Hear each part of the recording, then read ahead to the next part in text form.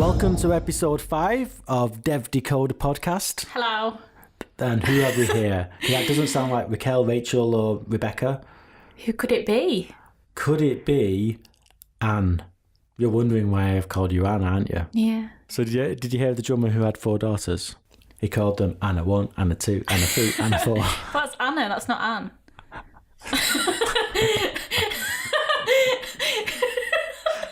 Case it can't be that, Joe. I'm keeping that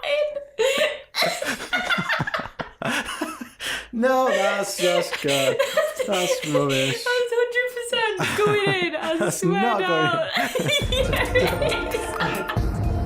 You're listening to DevDecoder podcast. You can subscribe and like us on all the major podcasting platforms and YouTube. And don't forget to follow us on Facebook, Twitter and Instagram at DevDecoder. You can email us using podcast@devdecoder.com. Or check out our website at devdecoder.com.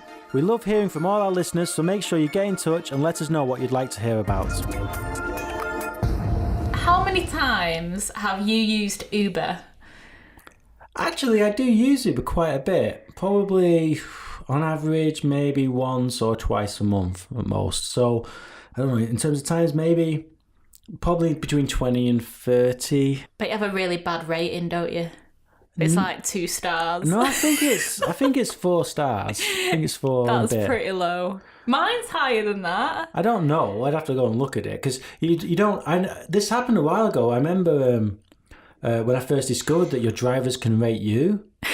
Yeah. Because it's not obvious. You have to actually go and look through some weird menu to find out what your rating is and stuff. And I discovered I wasn't a perfect 5, and I'm like, how's that? So the actual topic is Uber trialling a drunk passenger. It says AI, but that doesn't make sense. I heard about this. So what have you heard about it so far? I heard that they were going to use AI to determine whether or not somebody who was ordering an Uber was drunk, and then not necessarily pick up drunk passengers or indicate that the passengers were drunk. And what are your thoughts on that? Because I have some pretty... Well, apparently they're going to base it on things like, is it 11:30 or 2 o'clock in the morning on a Saturday morning, or is it in the just outside a pub? Well, they're going to do it by how somebody uses the app. Yeah. So if somebody is taking too long to type something out, or they're doing a load of typos, or how precisely they click the buttons, that's what they're going to do it off. But if I'm by myself in Manchester, had a few drinks, but I want to go home now, are they just not going to pick me up? I think I'm not sure how they're going to do it. I think there's some indication they're just going to charge more for people that are drunk. Well, no, they've said that they'll match them. Or they're just going to put them with drivers that are willing to pick up a drunk. They'll match them with experienced drivers who have dealt with drunk passengers in the past. Yeah. But there's a bit of a catch-22 in there, isn't there? How do you become an experienced driver that has dealt with a drunk passenger until you've been an experienced driver that's dealt with a drunk passenger? So yeah, I don't know. I have a lot of problems with, and Uber's got into a lot of trouble already by doing pulling stuff of typecasting people and using analysis and demographic analysis and stuff. I think it's a real danger when you try to categorize people based on heuristics, which is what this is. That you can be right most of the time, but is that good enough? Is it good enough to be right most of the time? So is it good enough to class you as drunk most of the time and be right about that when actually one time you might be very badly wrong? What happens if someone's terrified, for example, because they're feeling in danger and they need to get picked up? Yeah. Right? And they could show all the same kind of levels of stress and stuff that indicate to a poorly implemented or even very good algorithm that makes the algorithm think this is someone who's drunk.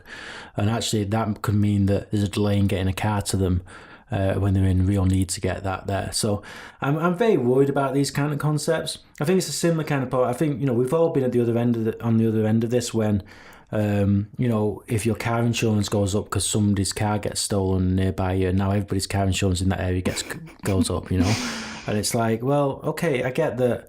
Because of that one, then some house down the road got burgled, so my house insurance now goes up, right? But at the same time, is that really fair? Is that the way these systems should work? And it's the same like when, in the States with health insurance and stuff like that. If you're unlucky enough to have certain conditions and stuff, your insurance is massively up. What level is it fair, and what level should society be averaging things out more? And I think these are the kind of complex questions that society's not managed to grapple with yet, and I doubt they're going to grapple with it for Uber. But yeah, I'm not a fan of it. I think like another problem is that... Bear in mind, unlike you, I don't normally get drunk. That's a lie. That's a massive lie. When have you ever seen me drunk? Wait, it doesn't mean you don't get drunk. I don't get drunk. Oh, you don't get drunk ever. Yeah, let's put it this way.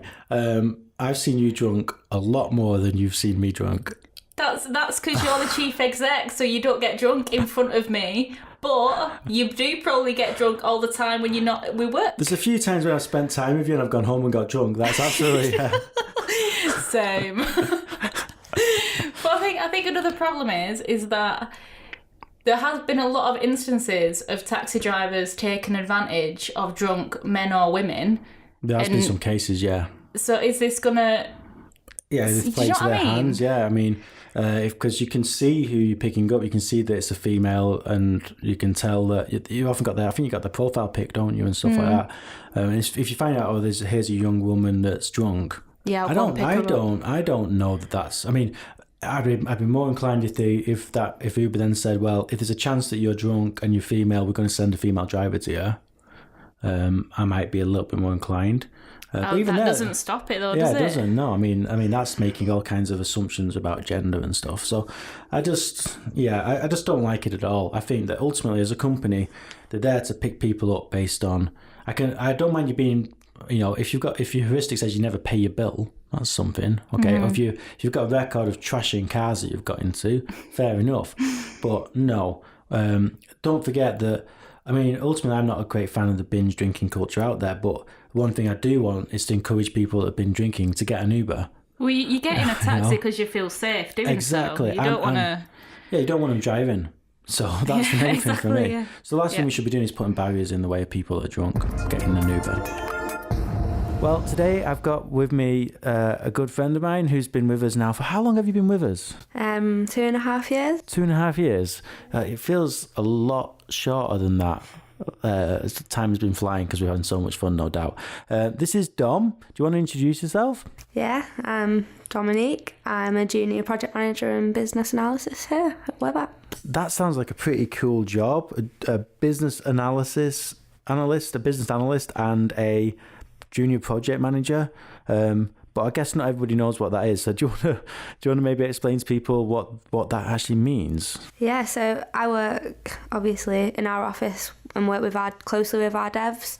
But then I also communicate with our customers and clients and gather their requirements, speak to our developers, make sure that we can solution it and provide them with the best possible solution. Now, what on earth made you think that would be a career for you? I mean, it's funny, but I guess a lot of young people growing up don't think, oh, you know what I want to be as a business analyst or something. So what?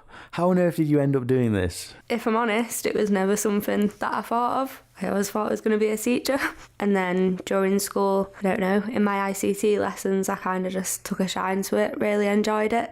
And it was more kind of the problem solving side rather than the actual developing side that I took an interest to. So obviously when we was given a problem in school, it was more how do we solve it rather than which code we're going to use to solve that. So how did you get from school to actually having a job doing this?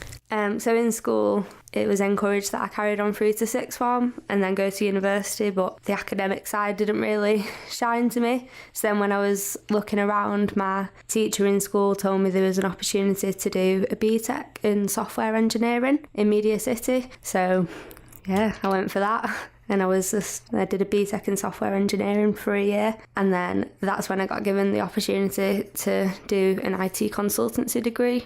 And obviously from previous experience, it was definitely the consultancy side and the BA side that I preferred. So it'd be silly to waste the opportunity. So as you say, you're doing a degree, but you're not doing a degree in the way many of our listeners probably think you do degrees, are you? No. So how are you going about getting a degree? So I work full time at Web App, but my degree is at ManMet. and I go 1 day a week, but I use, so all of my assignments that are towards my degree are from work, so it's real life experience. Everything I do in work basically just gains me my degree. How long is it going to take you though? If you're only doing 1 day a week, is it going to take you like 10 years or something? 4, and I'm going into my last year in September, and it's flown by. So actually, it's not really taking you any longer than it would have taken No, you anyway. not at all. And how much is it costing you to do it? Personally, nothing.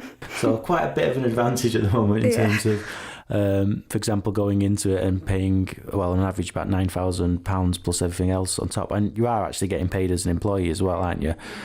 So that's the, I think they sometimes call them a modern apprenticeship, more accurately a degree apprenticeship route.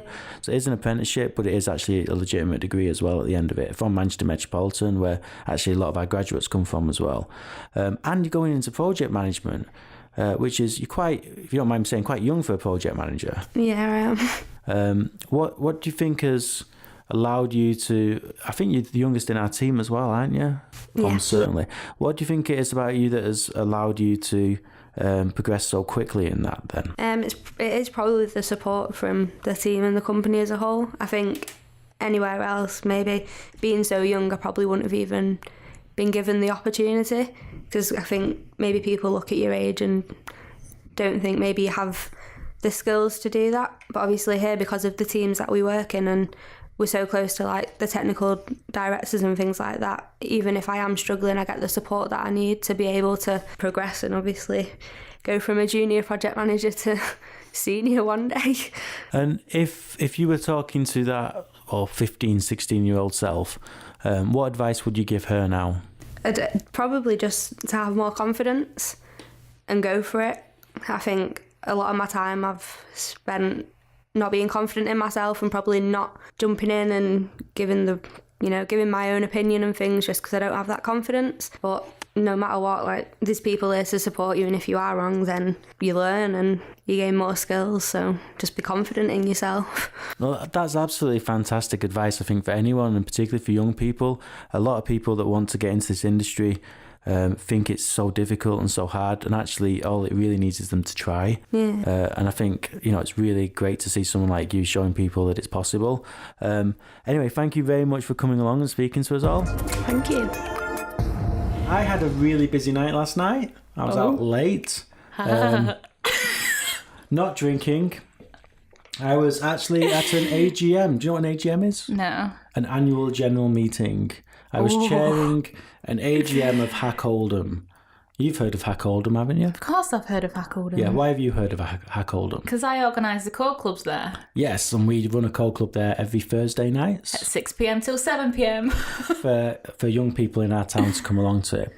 Hack Oldham's a great space. Have you actually spent a bit of time looking around while you've been there? I saw it before it was all done up properly. Yeah. I've never had to go on like all the gadgets and stuff.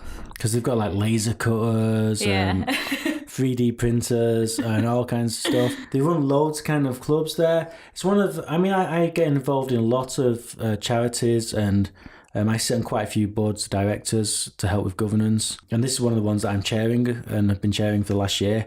I'm really excited about it. So it's a beautiful space, and it's just a great idea to have something right in the centre of town on the high street that people can go and experience technology. It's not just about code clubs. They have like sewing clubs. They have everything, don't they? Yeah, RPG. Do you know what RPG is? Yes. What's RPG? Roleplay group. Yeah. Yes! Have you ever been to an RPG? No, don't be silly. I can imagine you making an amazing orc. Oh, he said I was a stormtrooper. Yeah, Stormtrooper orc. That'd be awesome. Bit of Warhammer. That'd work out really well. But yeah, they do a lot of creative stuff, photography.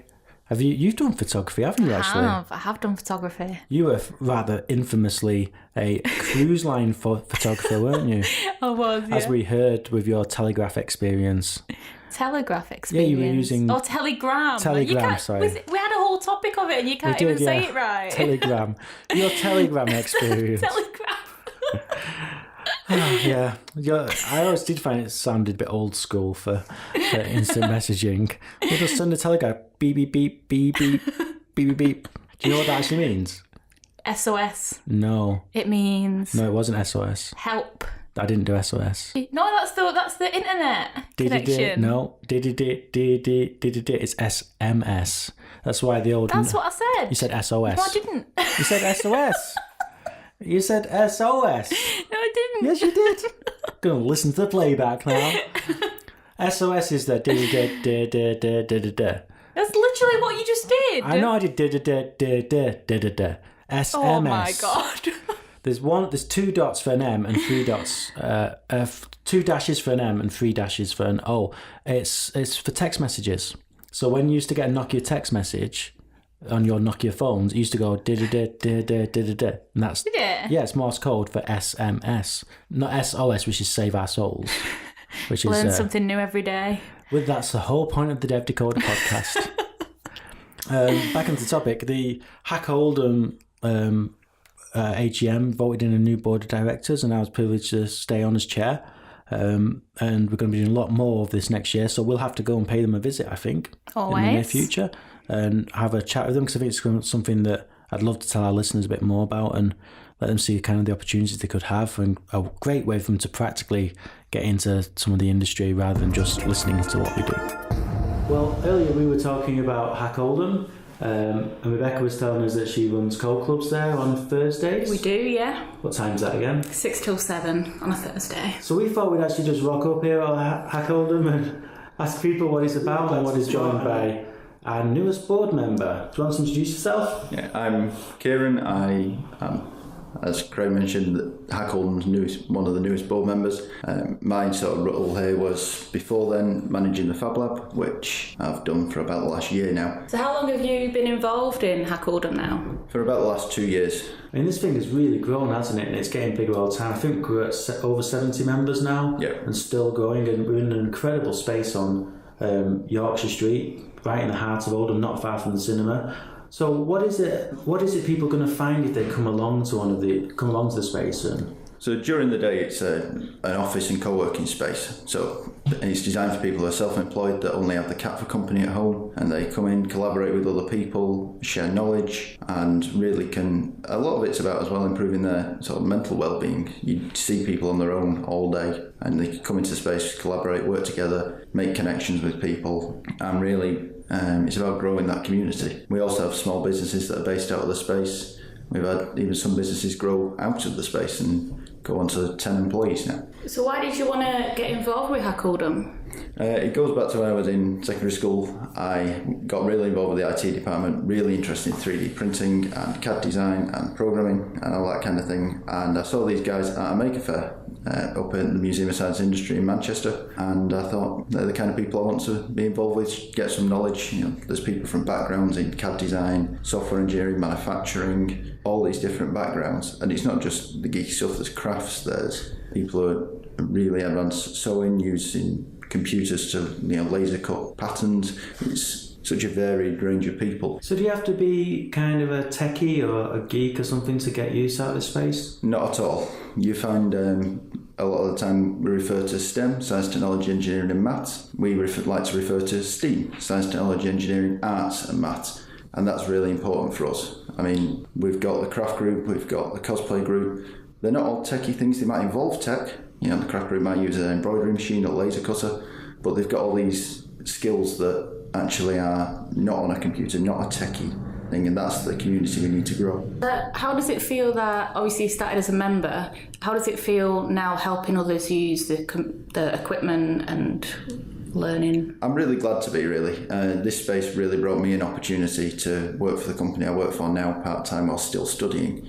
So it's really brought me opportunities, and it's brought so many other members opportunities, and it's great to be offering those opportunities to other people as well. And you're very young, of course, to now be on the board of directors as well. Yeah, it did come as a surprise to some people, at times including family. However, I'm really looking forward to what the next year brings. That's fantastic. Thank you very much. And if people want to come along to Hack Oldham and get involved, how can they do that? We've got an open night on a Monday, which is the main time you can come down and see the space. But take a look on our website, and if you can't get down on Monday, contact us, and I'm sure one of us will be able to arrange a time to show people around. And that's www.hackoldham.com. It is. Okay, thank you everybody. Thank you. Have you heard that there's a new podcast app, or there will be, There's no actual release date for it yet. Really? Because I was just sat here thinking what we need is more podcast apps. This one's Google. Google is It's already launching. Google Play. No. That's Okay. not for podcasts. That's just for Okay. music. Videos and stuff. Google Play. No, that's YouTube. Google Play isn't it for apps? Well, this is 9 to 5 Google spotted a snippet of code asking, get the Google podcast app. I did my little, what's that called? Inverted commas, air quotes. Air quotes. Yes. And they actually used to have an app called Listen on Android, but it had to be shut down in 2012. Had to be shut down? Yeah. Was nobody listening? Apparently. But were podcasts even popular in 2012? That went right over your head, didn't it? That was rubbish. That was It's really called bad. Listen. That is not being the dad joke. And nobody was listening. It's a pun. Nobody was listening. Using listen. Yeah, I get it. I You get get it. it. You yeah. get it now. Do you get it? Yeah. Because you didn't get it at first, did you? It went No, right yeah, over it your did, head. yeah. You probably got too much grease in your hair. That's Not fair. I washed my hair the day before yesterday. So were podcasts even popular in 2012? I said I know that. I know, of course they're popular. I was No, they listening. weren't popular. Are you kidding? I was listening to podcasts back in when the iPhone first came out. We used to have podcasts. Don't Heck, be silly. Even before the internet, we had tapes, and people used Yeah, to put but they stuff out on weren't tape. popular. No, people used Nobody to get listened stuff. to them, Are you kidding? People except used to get you. audiobooks on tape, and used to get weekly deliveries of tapes. You're missing the key word. Popular. Popular. Yes, They they were were there. around. Podcasts were not invented in 2012. They were around way before that. Okay, but used to when just did they become popular? Well, Apple made them most popular with iTunes and podcasts. No, disagree. They did. That's when they really started. No, absolutely. When podcasts came out on the iPhone, it became very accessible at that point. So you're talking when about was that though? probably about 08, 09. No, it was not. Yeah, Nobody absolutely. listened to podcasts back I then. did. Yeah, but you're just yourself. Loads of Nobody people else. did. No, they didn't. They were very popular back then. And people didn't start doing them and Yes, they starting did. their own podcast. You're probably going to start telling me that YouTube got popular in 2013, aren't you? What we're supposed to be talking about in this podcast? Because I'm like, I don't know. you're saying podcast. So the important thing here is that Google are announcing a new podcast listening app, Yes. and because we need another podcast listening app. Yeah. So you know what I really like about this week? What do you like, Craig? I really like that a lot of the people that we've spoken to have got really rewarding careers, but have come at it from a very different direction. Just goes to show that you don't need to go to university to have a career. Sometimes if you have passion and you're motivated, you can just teach yourself and get in it that way. Yeah, and I think that it also shows there's just so many options and career choices that people can pursue that they'd probably never even thought of. I mean, look at Kieran, for example. He's a young lad, is now a director of a community company. He's still at sixth form. And he's actually engaged in helping out his community. He's getting knowledge about business, but he's also working in Fab Lab, which is basically where they make things. And he's got a part-time job doing things as well. And I think it really shows people out there, if you've got that passion, like you say, and if you pursue it, you can really achieve just about anything. So pretty exciting week, I think.